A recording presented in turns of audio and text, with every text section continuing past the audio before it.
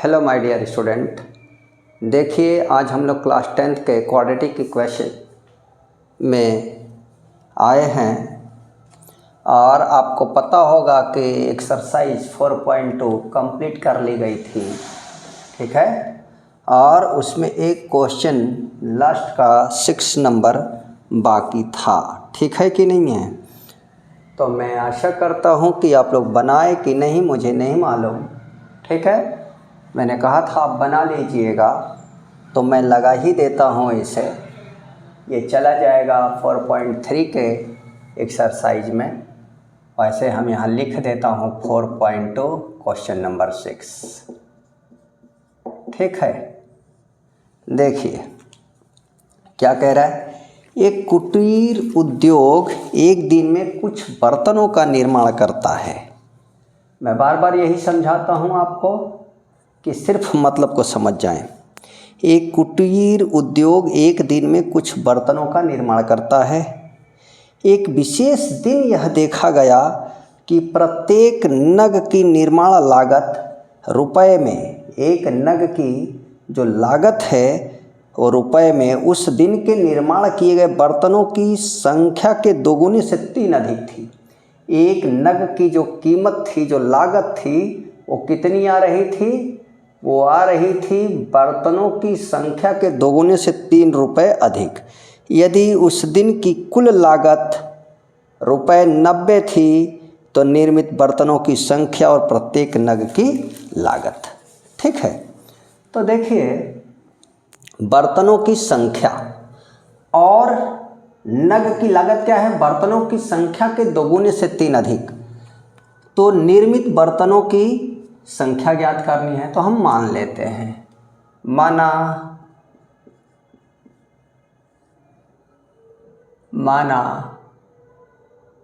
दिन विशेष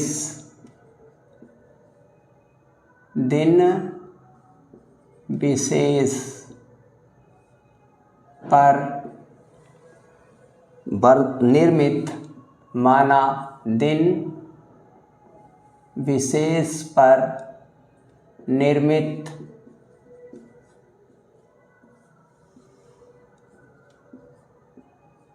बर्तनों की संख्या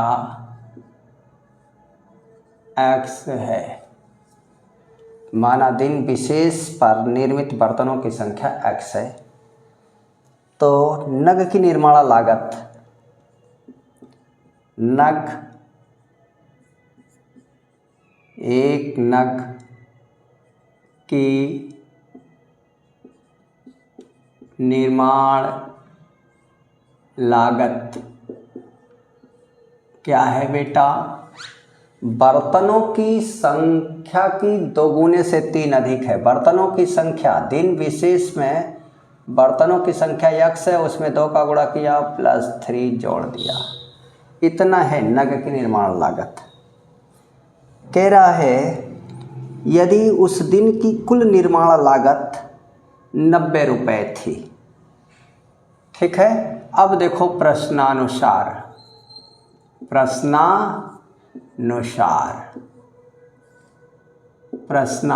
प्रश्न क्या कहता है? एक नग की निर्माण लागत इतना है और दिन विशेष पर निर्मित बर्तनों की संख्या, वो नग ही निर्मित है, तो एक नग की कीमत इतनी है और इतने नग बनते हैं, तो कुल कीमत कितनी हो जाएगी? तो जैसे कि आपको ये पता है कि एक पेन की कीमत 5 रुपया है, तो ऐसे ही 8 पेन की कीमत, तो 5 गुणे 8, कलमों की संख्या गुणे एक कलम की कीमत। ऐसे ही एक नग का निर्माण लागत में नगों की संख्या यानी बर्तनों की संख्या, नग ही बर्तन है, ठीक है यहाँ पर। तो क्या हो जाएगा? x × 2x + 3 आ गया, और कितना दिया है? 90। कुल निर्माण लागत 90 रुपये, ठीक। अब गुणा कर दोगे आप 2x² + 3x माइनस 19 this is equal to 90 is equal to 0। अब देखो ये कटेगा नहीं, तो यहाँ से आप क्या करोगे, 2 इंटू 90 180 प्लस माइनस माइनस, ठीक है, माइनस 180 आ गया। तो अब क्या करना है, फैक्टराइजेशन करना है। ऐसी दो संख्या लेना है, गुणा करने पर क्या मिले 180 और घटाने पर मध्य पद का गुणांक। तो देखो भाई ये यही आएगा 2 गुणे 90, ठीक है।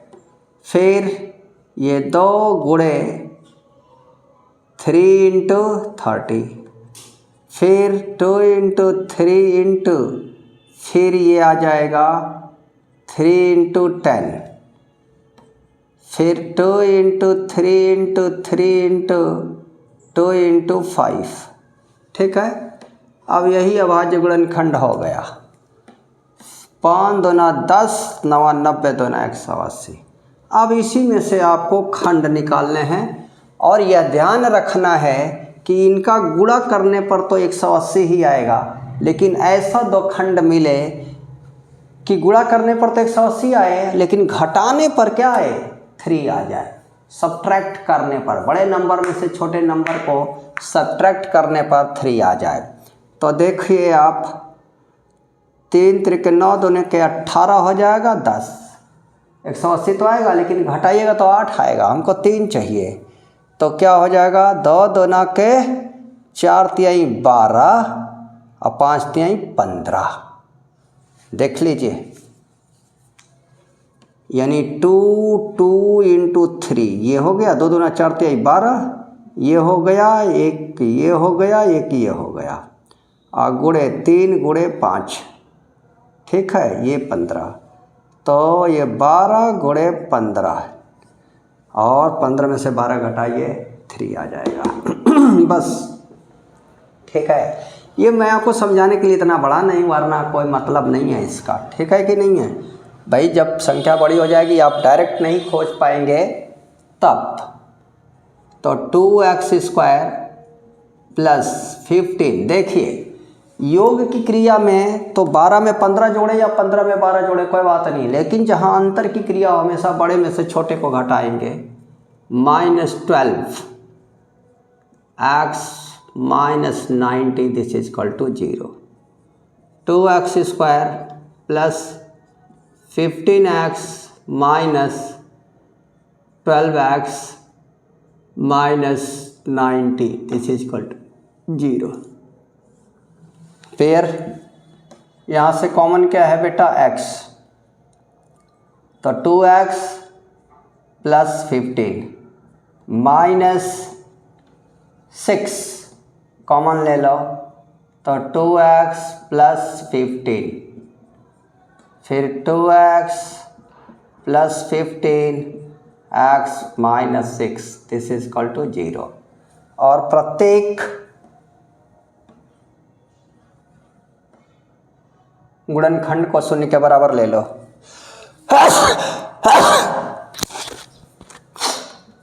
अब यदि 2x प्लस 15 बराबर 0, तो 2x is equal to minus 15, ठीक है।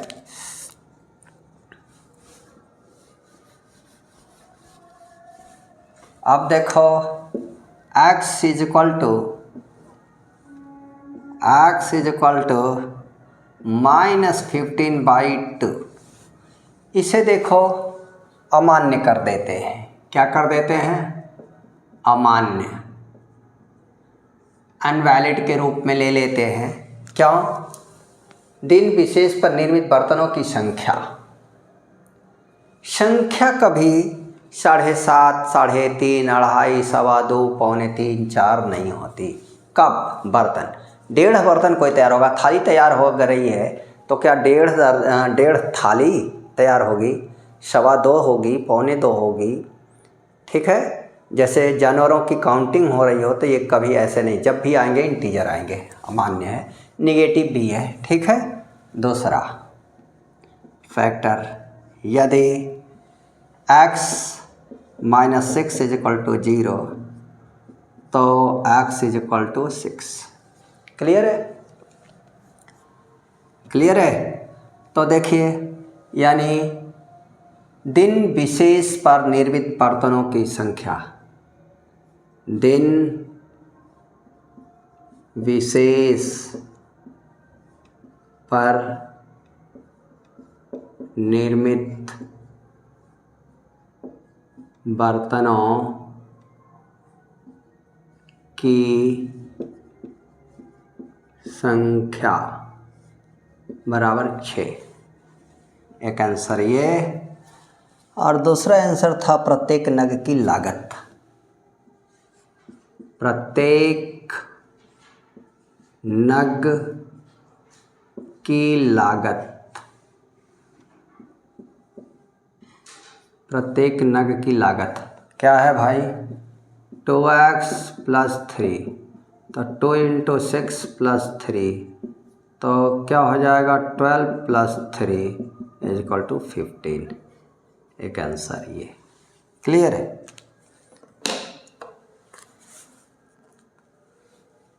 ठीक है भाई, तो आप इसे नोट कर लें, स्क्रीनशॉट ले लें आप लोग, ठीक है, ताकि मैं आगे स्टार्ट करूँ। स्क्रीनशॉट आप लोग ले लें।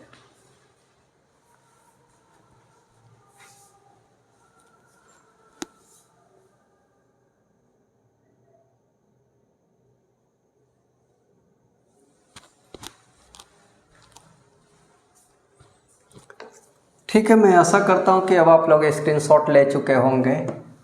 इसको मैं क्लियर कर रहा हूँ।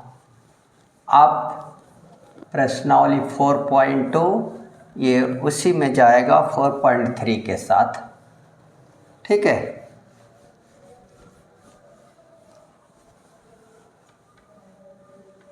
अब देखिए 4.3 के लिए हम देने जा रहे हैं थियरी, कॉन्सेप्ट।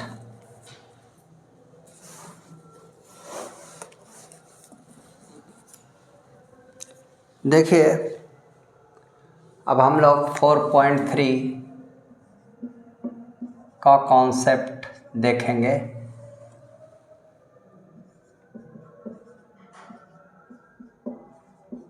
एक्सरसाइज 4.3, ठीक है। तो देखिए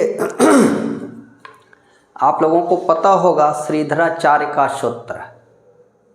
अभी तक हम लोग गुणनखंड कर रहे थे और प्रत्येक गुणनखंड को अलग अलग शून्य के बराबर रख रहे थे और वहाँ से वेरिएबल की वैल्यू निकाल रहे थे।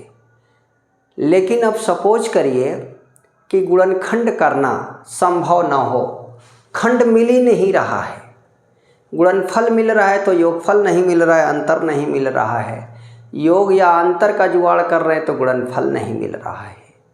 तो ऐसी परिस्थिति में, ठीक है, क्या करना पड़ता है?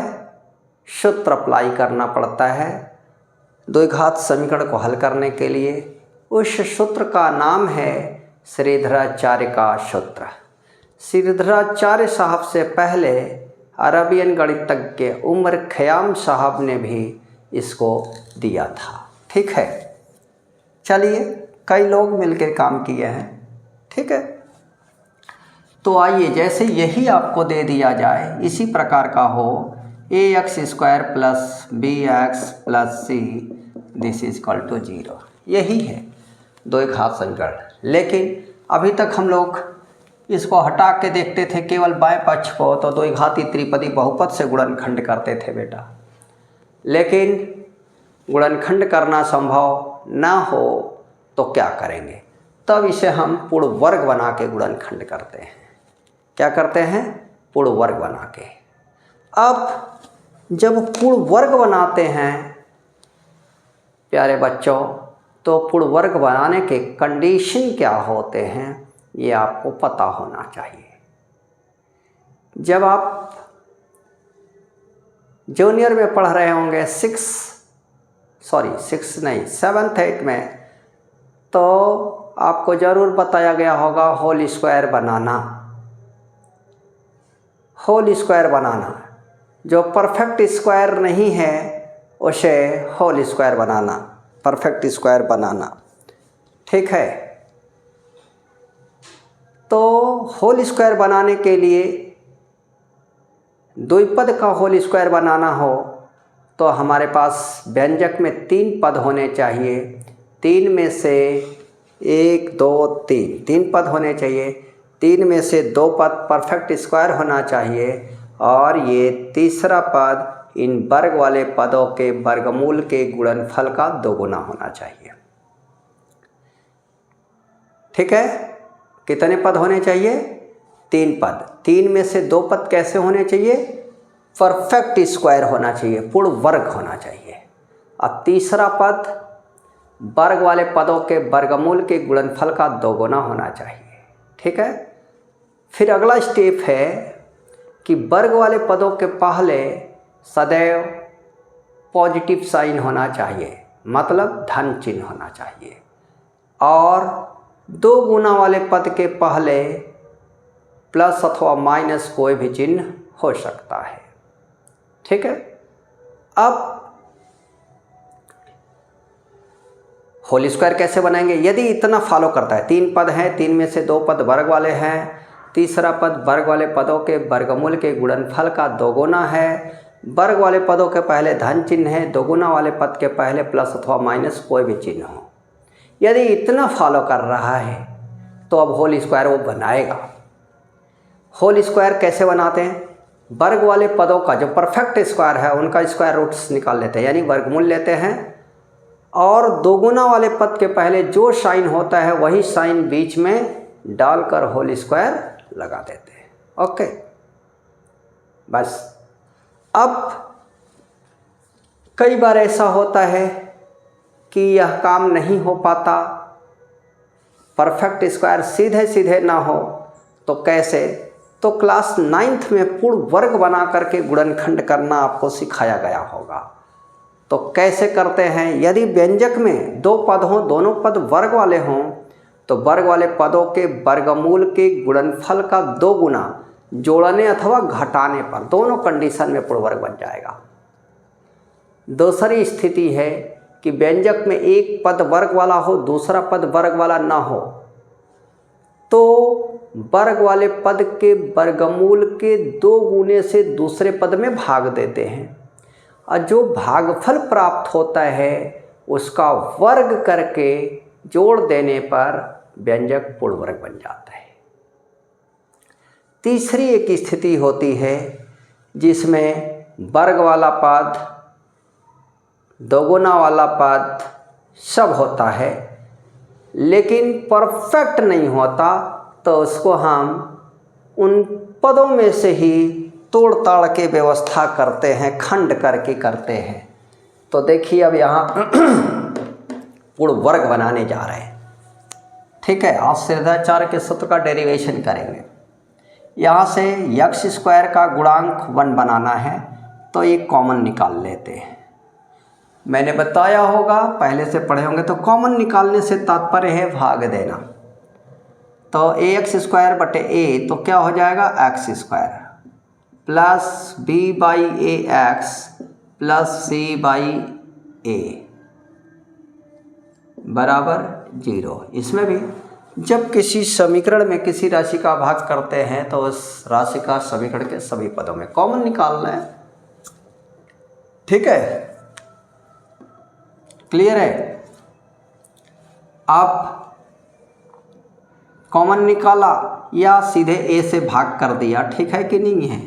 a से हटा दीजिए, भागी कर दीजिए, यहाँ लिख दीजिए a से भाग देने पर। ठीक है, नहीं एक स्टेप बढ़ जाता। तो देखो ये वर्ग वाला पद है और इसका वर्गमूल यहाँ उपस्थित है, यानी ये 2 गुना वाला पद है। तो व्यंजक में एक वर्ग वाला पद हो, दूसरा 2 गुना वाला पद हो, तो वर्ग वाले पद के वर्गमूल के 2 गुने से दूसरे पद में भाग करते हैं। b बाई ए एक्स पूरे का बटा इसका वर्गमूल x हो जाएगा, 2 का गुणा करोगे 2x हो जाएगा, x से x कट जाएगा तो b/2a आ जाएगा, b/2a का वर्ग करेंगे तो b²/4a² आ जाएगा। यही जोड़ देने पर पूर्ण वर्ग बन जाएगा। अभी थोड़ी देर पहले बोला था कि व्यंजक में एक पद वर्ग वाला हो और दूसरा पद दोगुना वाला हो तो वर्ग वाले पद के वर्गमूल के 2 गुने से दूसरे पद में भाग देते हैं और प्राप्त भागफल का वर्ग करके जोड़ देने पर पूर्ण वर्ग बन जाता है। यानी इन दोनों पदों के साथ इतनी राशि को जोड़ देंगे b²/4a² तो पूर्ण वर्ग बन जाएगा। तो x² plus b/ax plus b²/4a² plus c/a minus b²/4a², this is equal to 0। आपको पता है कि किसी भी व्यंजक में जितनी राशि जोड़ी जाती है उतने ही घटा दी जाती है ताकि मान में कोई परिवर्तन ना हो। कई बार बताया होगा कि गणित कहती है कि आप जो चाहते हो करो, सिर्फ मेरी वैल्यू नहीं बदलनी चाहिए। गणित के मान को अपरिवर्तित रखते हुए रूप बदलिए, ठीक है। यदि यह काम कर सकते हैं गणित आपकी है। अब यहाँ से यहाँ तक देखिए ये बना रहा है, इसका वर्गमूल x, इसका वर्गमूल b/2a। जब किसी भिन्न का वर्गमूल, फ्रैक्शन का वर्गमूल निकालते हैं, स्क्वायर रूट्स निकालते हैं, तो अंश का निकाल करके अंश में, हर का निकाल के हर में, न्यूमरेटर का न्यूमरेटर में, डिनोमिनेटर, गुणनफल का 2 गुना, तो 2 से 2 कटेगा तो b/ax, देखो यही आ गया। तो यही बताया गया था 3 पद हों, 3 में से 2 पद परफेक्ट स्क्वायर हों, पूर्ण वर्ग हों, और तीसरा पद वर्ग वाले पदों के वर्गमूल के गुणनफल का 2 गुना। तो इसका वर्गमूल x, इसका वर्गमूल b/2a, 2 गुना वाले के पहले प्लस है, डाला, होल स्क्वायर चढ़ा दिया, ठीक है, क्लियर। प्लस अब क्या करना है भाई, यहाँ से सिंप्लीफाई कर दीजिए या तो इसको उधर भेज दीजिए। ये b²/4a² माइनस है, प्लस में हो जाएगा, ये माइनस में c/a, तो x प्लस b/2a का whole square is equal to, यहाँ एलसीएम 4a², तो b² माइनस a से 4a टाइम्स जाएगा बेटा, 4a का c में गुणा हो जाएगा 4ac। ये कैलकुलेशन आप लोग को आना चाहिए बेटे, क्लियर है। अब देखिए इधर स्क्वायर है, ठीक है, वर्ग है, घात 2 होता है तो हम टेकिंग स्क्वायर रूट्स, 3 हो तो टेकिंग क्यूब रूट्स, वर्गमूल घनमूल निकालते हैं, तो taking square roots on both sides, दोनों पक्षों का वर्गमूल, तो वेरिएबल की तरफ केवल पॉजिटिव, तो x, अब ये भी कारण भी इसके भी है, ठीक है, x प्लस b/2a वर्गमूल लेने पर, यहाँ लिख देवें आप, दोनों पक्षों का वर्गमूल, इंग्लिश में क्या लिखेंगे, taking square roots on both sides, दोनों पक्षों का वर्गमूल लेने पर, तो यहाँ ख़त्म हो जाएगा, यहाँ से प्लस और माइनस दोनों साइन, जिसका नहीं निकलेगा, अंश का नहीं निकल रहा है, तो b² माइनस 4ac रूट में और 4 का 2a² का a, ये आ गया। अब इसे भेज दो उधर, x is equal to minus b/2a plus minus root में b² माइनस 4ac/2a, क्लियर है।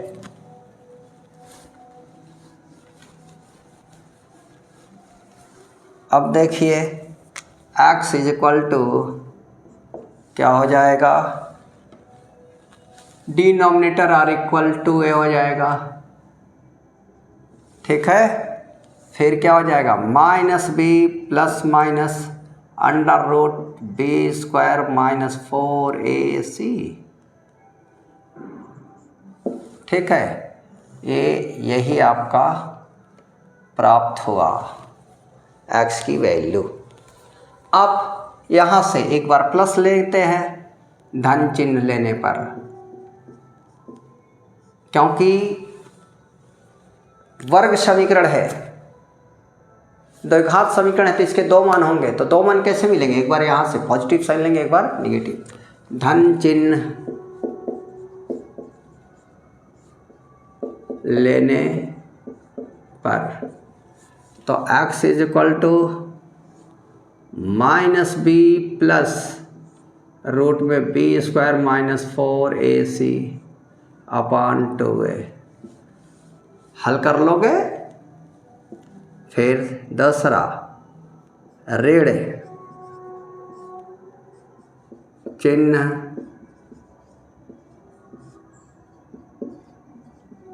लेने पर, ठीक है।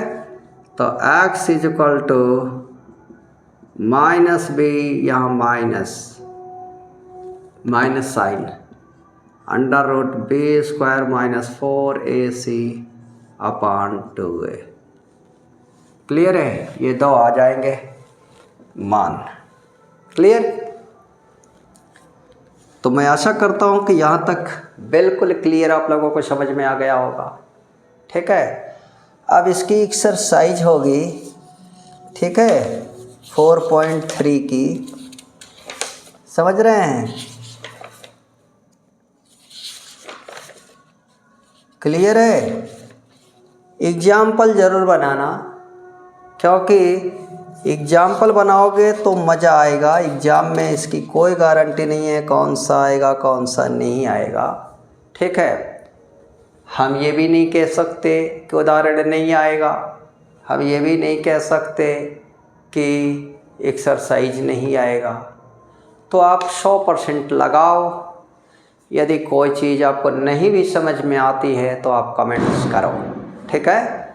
मैं कोशिश करूँगा समझाने के लिए, ठीक है, यदि आप करते हो तो, ठीक है। तो मज़ा आ रहा हो पढ़ने में कमल सर के साथ, ठीक है। तो चैनल को सब्सक्राइब ज़रूर करो, वीडियो को कम्प्लीटली देखो और सीखो और अच्छा करने की कोशिश करो। वीडियो को देखो भी और दोस्तों को शेयर भी करो और उनसे बताओ कि देखो सर कितने अच्छे से समझा रहे हैं, कि बात को बाकायदे शायद ना सुना हो इस स्टैंडर्ड में जा कर के, ठीक है। तो मज़ा आया हो तो वीडियो को लाइक करें, शेयर करें और चैनल को सब्सक्राइब ज़रूर करें। कमेंट्स ज़रूर करो कैसा महसूस कर रहे हो आप मेरे साथ पढ़ने के बाद, ठीक है। और कहीं दिक्कत महसूस करते हो कमेंट्स करो, कोशिश करूँगा पुनः समझाने का, ठीक है। तो आज यहीं समाप्त करते हैं। अब इसके बाद एक्सरसाइज के साथ मिलेंगे, फिर क्वाड्रेटिक इक्वेशन ख़त्म करने के बाद किसी नेक्स्ट चैप्टर के साथ। ओके, थैंक यू, धन्यवाद।